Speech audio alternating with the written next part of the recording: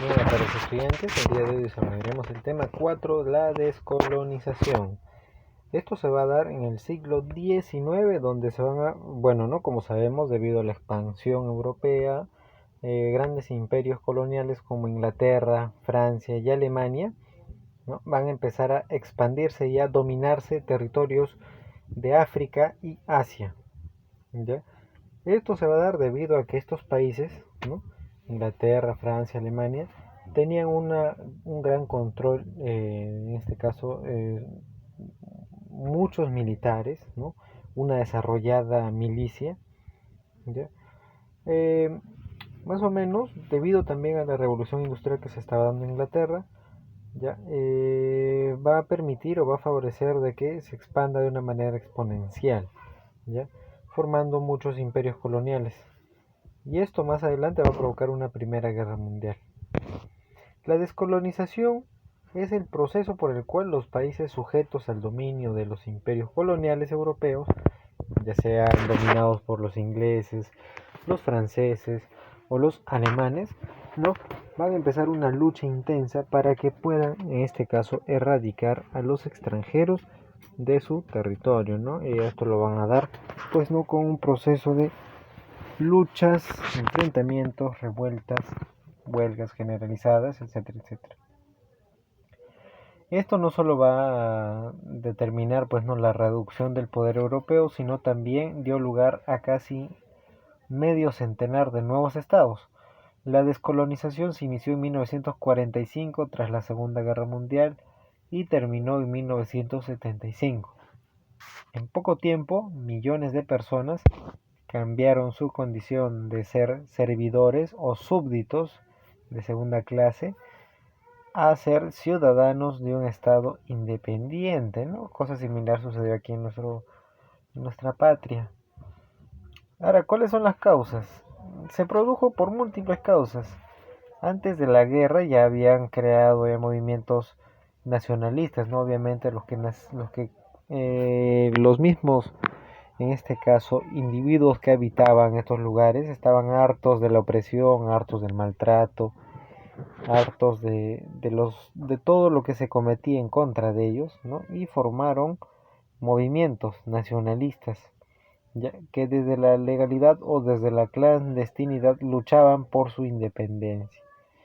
Además, después de la Segunda Guerra Mundial, se había mostrado, ¿no? Que a las colonias, de que algunos países potencia no tenían sobre todo un control muy importante en su metrópolis, ¿no? En sus capitales. Ya a la vez, la identificación sobre todo entre la élite indígena, usualmente educada en Europa, y las masas, alejadas hasta entonces de un movimiento nacionalista. Los vencedores reales de la guerra, en este caso Estados Unidos y la Unión Soviética, no tenían colonias en el sentido tradicional, pero necesitaban apoyo en su lucha por dominar, en este caso, el mundo, ¿no? Por eso propiciaron los movimientos independentistas, ¿no? Querían hallar o encontrar más aliados para sus propios fines, ¿ya? A todo ello se sumó la decisión de la ONU de fomentar el derecho de autodeterminación de los pueblos, el aumento demográfico de las colonias, la crítica internacional anticolonial y la actitud de los intelectuales y de los círculos religiosos contra los abusos que cometían en contra de los indígenas, ¿no? Hasta esa fecha se seguía cometiendo los maltratos y abusos y nadie podía hacer nada, ¿no? Generalmente se daba, o bueno, se dio en gran parte de África y Asia.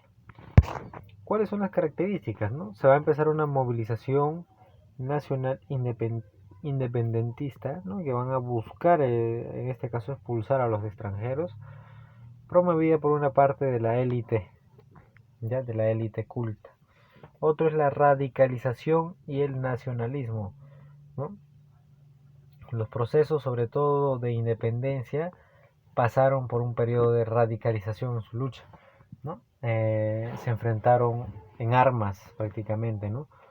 Para poder dejar de lado el poder colonial. Luego, se va a dar un mecanismo de independencia, ¿ya? Y por último, una relación con la antigua capital, antes de que los invadan, ¿no? Querían reivindicar su capital anterior.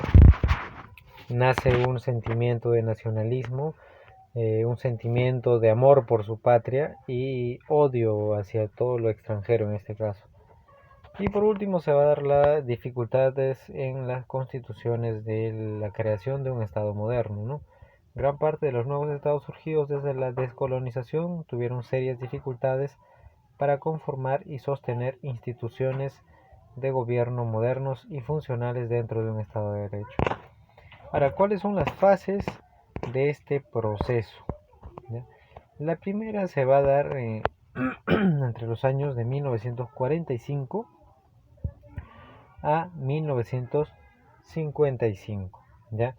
Después de la posguerra, después de la Segunda Guerra Mundial, los movimientos nacionalistas, ¿no?, se van a empezar a extender, principalmente por Asia, y se van a registrar muchas revoluciones y muchas independencias de casi la totalidad de los países. En su gran mayoría no se realizó en Asia Oriental, Meridional y del Sureste, así también como el Próximo Oriente, culminando este proceso en la conferencia de Bandung en Indonesia. La segunda fase se va a desarrollar en 1955 a 1975, ¿ya? A esta etapa se le va a conocer como el Tercer Mundo, y a través de varios episodios que tienen como antecedente inmediato la Revolución Egipcia de 1952, se van a empezar a propagar los movimientos nacionales y de liberación africana. Se produjeron sobre todo igualmente las revoluciones y las independencias de los países de África, que se van a empezar a constituir ya como estados independientes, ¿no?, expulsando en gran parte a los ingleses, franceses y alemanes. También durante esta fase se complementaron y se culminaron las independencias y las revoluciones de algunos países árabes y países asiáticos importantes. El proceso de descolonización se dio en gran mayoría en los países de África y Asia, lo que van a empezar a adquirir una independencia. Dos ejemplos muy importantes son la independencia de India y la independencia de Indochina. A ver, veamos la independencia de India. La independencia en este caso que se va a dar de India, ¿no?, fue una de las más importantes, porque India era la colonia más grande y más populosa de Inglaterra. Obtuvo su independencia en agosto de 1947, luego de que se dio un acuerdo con la corona británica, ¿no?, tras el anuncio del primer ministro británico en febrero de ese año. La transmisión del gobierno debía llevarse a cabo antes de junio de 1948. Se firmaron muchos acuerdos necesarios entre el virrey de la India y los dos principales partidos indios, que era el Partido del Congreso, representado por Mahatma Gandhi y Jawaharlal Nehru, y la Liga Musulmana, representada por Muhammad Ali Jinnah. Estos dos personajes luchaban por su independencia, ¿no?, unos desde el Congreso y otros desde los principales partidos políticos. La India como unidad geográfica albergaba a dos confesiones religiosas, ¿no?, la hindú y la religión musulmana. Estas diferencias entre estas dos religiones habían hecho sobre todo, habían sido muy marcadas desde los últimos años, ¿ya? Pero a pesar de los esfuerzos que realizaba el líder hindú Mahatma Gandhi por integrarlas en un solo estado, razón por la cual el territorio se va a dividir en India y en Pakistán, ¿ya? Si no hubiera ocurrido esto, si se hubiese dado, pues, no, la unión de estas dos religiones, la India tendría un mayor territorio en la actualidad. Ahora, la otra es la independencia de Indochina. La historia de Indochina muestra una reiterada presencia extranjera en sus territorios y una resistencia constante de sus pobladores a esta erupción. Ocupada en primer lugar por los japoneses durante la Segunda Guerra Mundial, el Viet Minh, partido fundado por el comunista Ho Chi Minh también de Vietnam, que había dominado esta zona, pero que agrupaba varios sectores. Luchó en contra, ¿no? O luchó sobre todo contra los japoneses. Una vez culminada esta guerra, el poder fue asumido por el Viet Minh y se proclamó la República Popular de Vietnam. Pero ello solo se aplicó en el norte, porque en el resto del territorio, en la parte del sur, los franceses habían regresado para poder recuperar su dominio colonial. Y entre 1946 y 1954 los ejércitos de Francia se van a enfrentar a el ejército de Ho Chi Minh, ¿no? El partido Viet Minh, y fueron derrotados, pues no estaban preparados para librar una guerra no convencional. La guerrilla no buscaba enfrentamientos frontales, sino que aplicaba pequeños ataques y retiradas, lo que finalmente desgastó a los franceses. Si bien en este caso la derrota de los que mencionamos, la derrota de los franceses en Dien Bien Phu, permitió lograr la independencia de Vietnam, pero en los acuerdos firmados en ese mismo año en Ginebra se va a dividir la península de Indochina en tres estados: Laos, Camboya y Vietnam. Este a su vez se va a dividir en dos zonas, ¿no? Vietnam del norte, con un régimen comunista apoyado por Rusia o la URSS, y Vietnam del sur, con un sistema capitalista apoyado por Estados Unidos, ¿ya? Son dos bloques muy distintos que van a enfrentarse en esta etapa. Ahora, ¿cuáles son las consecuencias que se van a dar durante este proceso de descolonización? La primera es que se va a dar una independencia generalizada en África y en Asia.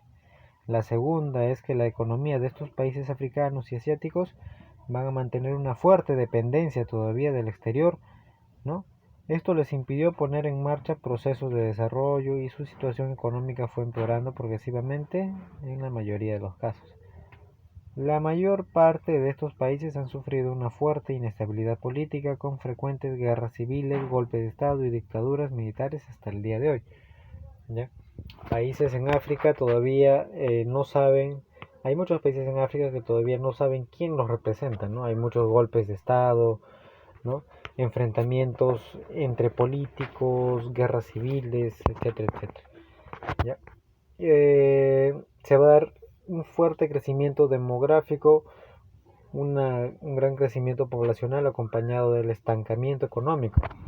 ¿Qué quiere decir esto? ¿No? Va a aumentar la población, pero van a reducir los productos y esto va a generar hambre, miseria, pobreza.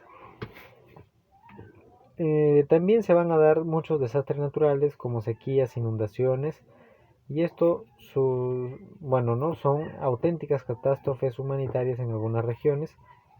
Por todo esto, la mayoría de estos países han pasado a formar parte del denominado tercer mundo, conjunto de países subdesarrollados con una economía muy baja y una producción muy escasa, ¿ya? La ausencia de políticas adecuadas y de programas de cooperación en este caso ha supuesto que cada vez se alejen más del mundo desarrollado, ¿ya?